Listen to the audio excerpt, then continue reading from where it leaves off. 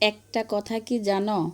একজন সুদর্শন বা যোগ্য পুরুষ জীবনে পাওয়ার চেয়ে একজন যত্নবান পুরুষকে নিজের জীবনে পাওয়া ভাগ্যের ব্যাপার।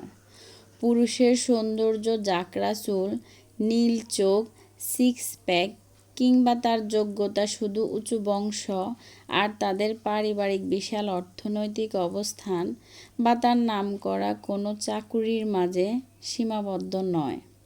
যে পুরুষ তোমার জন্মদিন মনে রাখে, যে চেনে তোমার পছন্দের রং, যে পড়তে জানে তোমার মন খারাপের গল্প, তোমার জন্য তার চেয়ে অধিক সুদর্শন দ্বিতীয় অন্য কেউই হতে পারে না।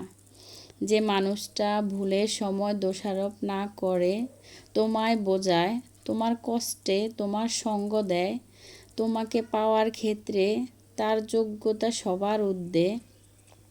সারাদিন হাজারো রূপসীদের ভিড়ে কাজ করেও যে পুরুষটার চোখে দিন শেষে শুধু তোমার জন্যই মুগ্ধতা থাকে, যে কেবল আটকে থাকে তোমার মাঝেই, তার চেয়ে বেশি উপযুক্ত তোমার জন্য কেউই হতে পারে না।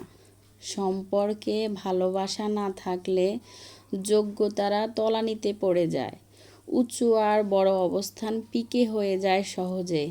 তাই জীবন সঙ্গী হিসেবে বাছাই করতে গিয়ে কে কতটা যোগ্য, কার অবস্থান কতটা উপরে, সেটার চেয়ে বেশি গুরুত্ব দেওয়া উচিত কার কাছে তুমি প্রিয়। কে বোঝে কি করে তোমায় ভালোবাসতে হয়, ভালো রাখতে হয়। কে জানে তোমায় সম্মান দিতে, কার কাছে তোমার গুরুত্ব সবচেয়ে বেশি, কার কাছে তুমি মানুষ হিসেবে সবচেয়ে প্রিয় এবং সবচেয়ে এগিয়ে।